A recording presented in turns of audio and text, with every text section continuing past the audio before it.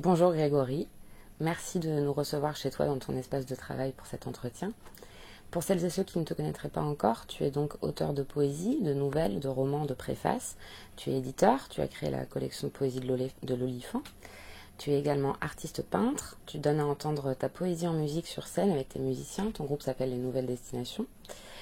Tu animes une émission de radio de poésie Les Amis du Souffle Sacré sur RBS. Tu as également joué dans de nombreux courts-métrages et tu viens de publier aux éditions Abstraction Floraison, qui est une nouvelle dystopique qui traite du sujet très sérieux de l'écologie. Alors pourquoi avoir choisi la dystopie pour ce thème et comment t'est venue l'idée de cette nouvelle histoire? Oui, alors bonjour et bienvenue. Je suis content de te revoir, Lucie, pour ce nouvel entretien. Bienvenue chez moi, effectivement. Alors en gros, pourquoi et comment Floraison? Pourquoi la dystopie? Je pense que c'est beaucoup dû à mon processus créatif au niveau de l'écriture, c'est-à-dire pour le roman et la nouvelle, pas pour la poésie. La poésie, c'est un domaine qui fait appel à d'autres exigences, mais pour le roman et les nouvelles, je fais beaucoup appel au subconscient, c'est-à-dire je fais un rêve de qualité, on va dire, et j'y repense, et mon imagination se met au travail, et je me dis, ah là, je tiens quelque chose d'assez intéressant. Et pourquoi la contre-utopie, pourquoi la dystopie? Parce qu'en fait, le rêve s'incorpore au réel, et donc on est dans le fantasque, quoi. C'est comme ça que m'est apparu Floraison. C'est comme ça que m'est apparu aussi Apolline en Arcadie. J'étais en voyage, j'étais bien plus jeune, j'avais une vingtaine d'années, j'étais en voyage dans les pays de l'Est avec mes amis slovaques.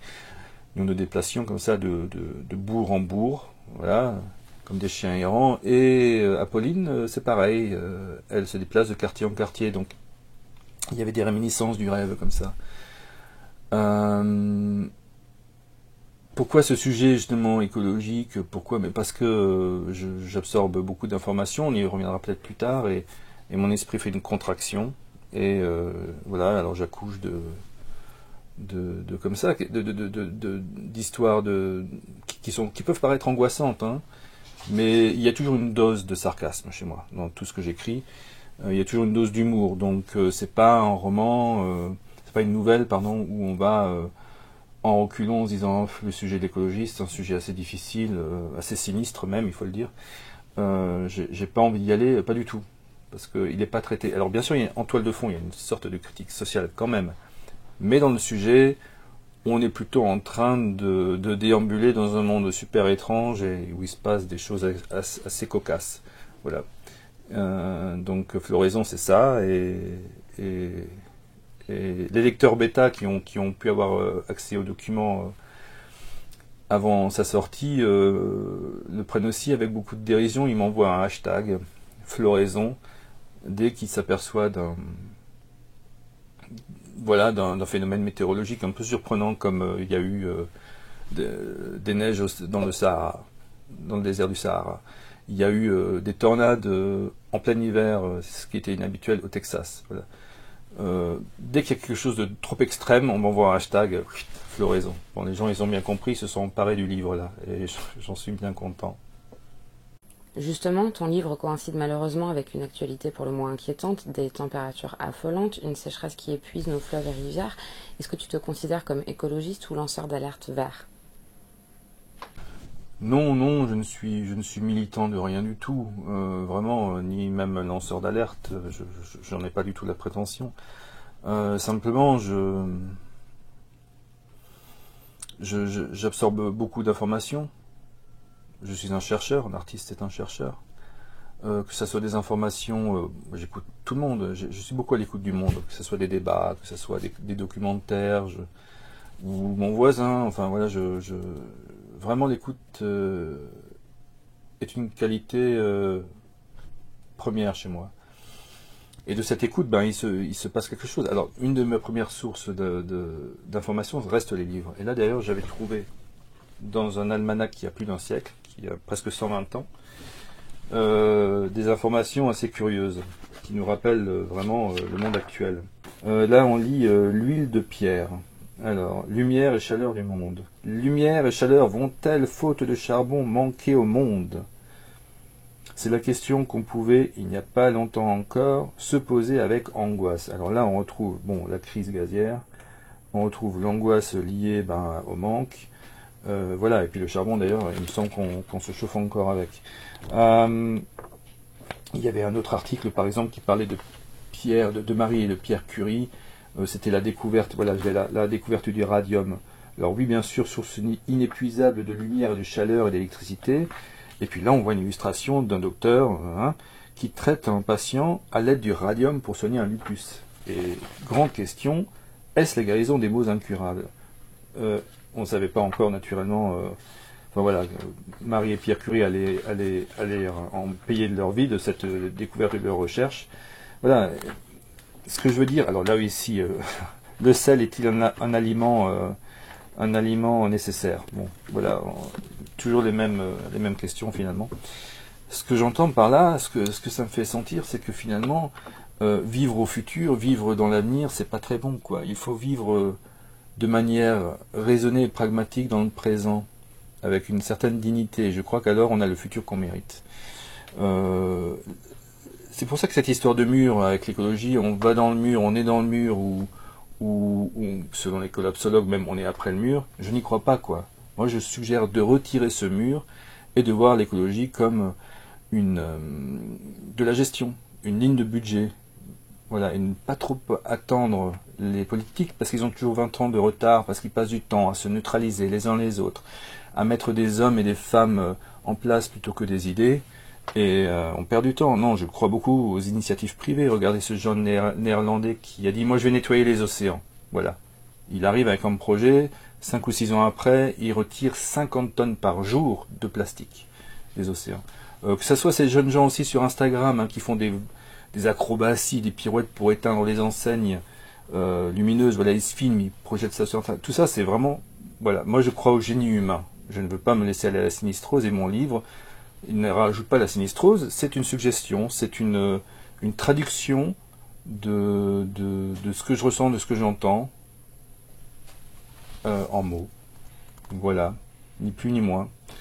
Donc, je pense que j'ai répondu à ta question. Alors tu as évoqué beaucoup de choses, on y reviendra. Tu as commencé par parler d'humour et de sarcasme dans ton écriture pour justement sortir des discours angoissants qu'on peut avoir coutume d'entendre. Une fois, tu m'as dit, lors de nos différents entretiens, que ta clé de voûte, c'est l'enthousiasme. Est-ce qu'on y est toujours? L'enthousiasme, est-ce que l'enthousiasme est toujours là? Je pense que si l'enthousiasme n'était plus là, je ne serais pas devant cette caméra. Je pense que je n'écrirais plus, je peindrais peut-être pour moi, j'essayerais pour moi, mais j'habiterais dans une grotte en ermite. Je crois que mon enthousiasme vaut la foi du charbonnier, quoi. Vaut la foi du croyant. Alors, tu as parlé des nouvelles initiatives des jeunes, notamment sur les réseaux sociaux, et puis là, tu as sorti un almanach qui date de 1903-1904. Je trouve ça assez étonnant et formidable. Et du coup, il y a dans ce processus de la création artistique, tu l'as dit d'ailleurs, les artistes sont des chercheurs, de mélanger l'ancien, tous ces trésors déjà existants qu'on a de connaissances, d'inventivité, avec le nouveau en fait, pour se positionner par rapport à ce passé, ce présent et ce futur qu'on souhaite. Et est-ce que du coup ce processus de création artistique, il pourrait pas être la source d'inspiration en fait et de leçons presque pour bâtir le monde qu'on veut avec les jeunes aujourd'hui? Est-ce que la poésie ou l'art va sauver le monde? Cette question éternelle. Je pense qu'on manque toujours plus de la parole des créateurs, des artistes, et qu'on les confond toujours plus avec des vedettes. Être un artiste, c'est être seul, c'est une introspection, et je pense qu'à une époque où on manque tellement de profondeur et de nuances, leur parole est cruciale. Qu'est-ce que j'entends par le manque de... Aujourd'hui, j'ai vraiment la sensation qu'il faut être pour ou contre. Il n'y a plus de nuances possibles. Tu es avec moi ou tu es contre moi. C'est un peu comme ça que ça fonctionne. Dès qu'on veut apporter un peu de nuance, on est tout de suite pas audible. Peut-être que c'est les outils qui sont pas... Le manque de profondeur, on la retrouve partout. On la retrouve ce qu'on appelle les sites de putaclic, par exemple. Je m'excuse pour le terme, mais c'est comme ça que ça s'appelle.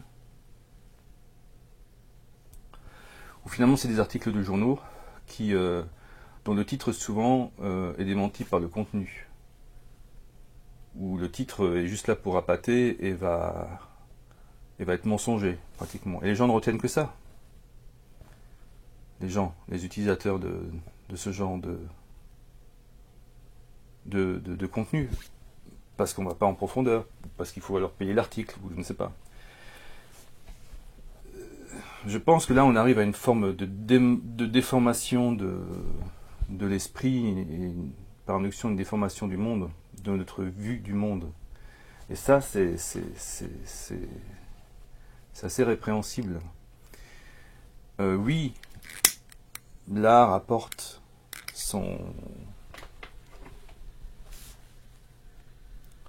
l'art jouera toujours son rôle. La lecture, celui qui écrit ou lit, bonifie son esprit, parce que plus il aura de mots, plus sa définition du monde va s'enrichir. Et plus sa définition du monde s'enrichit, plus sa définition de soi-même va s'enrichir, et de soi-même par rapport au monde.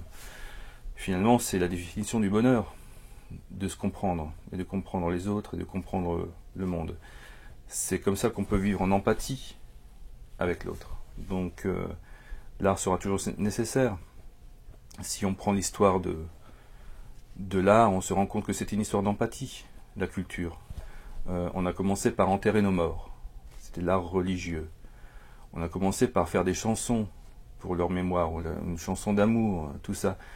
C'est jusqu'à... Alors il y a l'art religieux, puis peu à peu on est arrivé à un art plus individuel. De l'art sacré, on est passé à l'art public, en quelque sorte. Malheureusement, l'art n'échappe pas à la spéculation. Et la médiation des artistes est assez faible. On ne les entend pas bien. Donc l'art va jouer son rôle, et joue encore ce rôle partout. Le problème, c'est la médiation. C'est la manière dont elle est offerte au monde, où il y a une forme d'incurie. Voilà. Mais l'enthousiasme est là, et le restera probablement.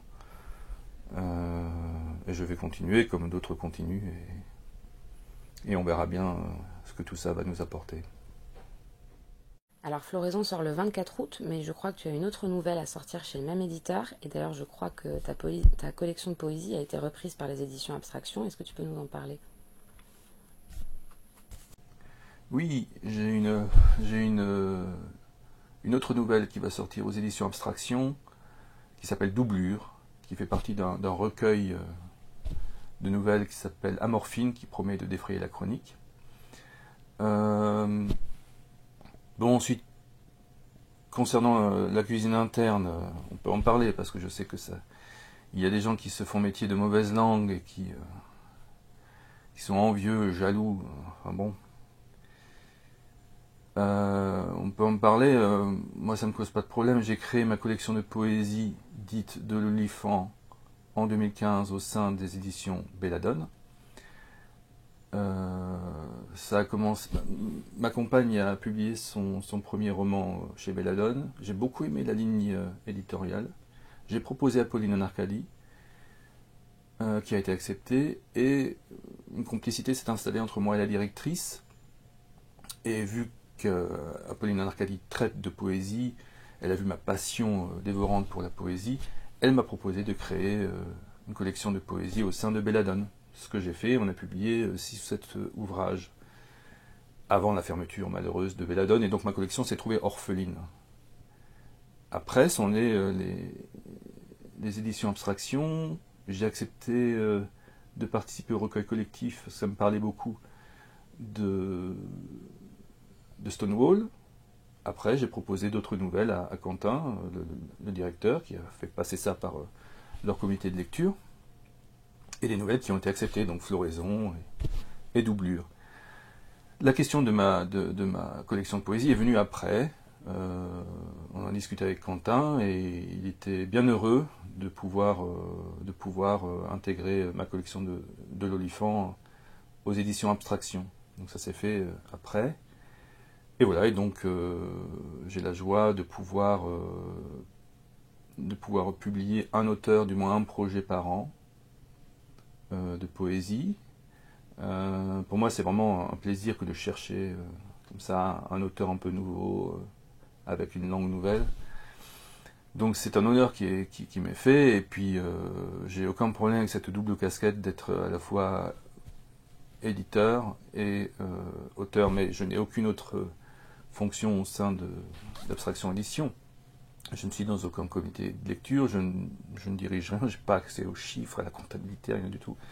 Simplement, c'est ma collection qui s'est retrouvée orpheline, et comme ça arrive parfois, c'est une maison d'édition qui la prend en charge, et c'est une rencontre heureuse. J'ai beaucoup écrit, j'ai peu publié parce que, voilà, dans mes amitiés comme dans mon univers professionnel, j'aime beaucoup l'idée de rencontre, d'échange, qu'on s'entende bien. Je crois que pour porter un projet bien comme il faut quand même s'entendre, c'est une entreprise humaine, quoi. Donc, voilà cette histoire, une histoire heureuse que j'aime beaucoup. Merci Greg pour cet échange, toujours ravi d'avoir des entretiens avec toi. À bientôt. Oui, alors merci d'être venu dans mon humble demeure, et puis je crois qu'on va se boire un petit café, et voilà, et à bientôt pour de nouvelles aventures.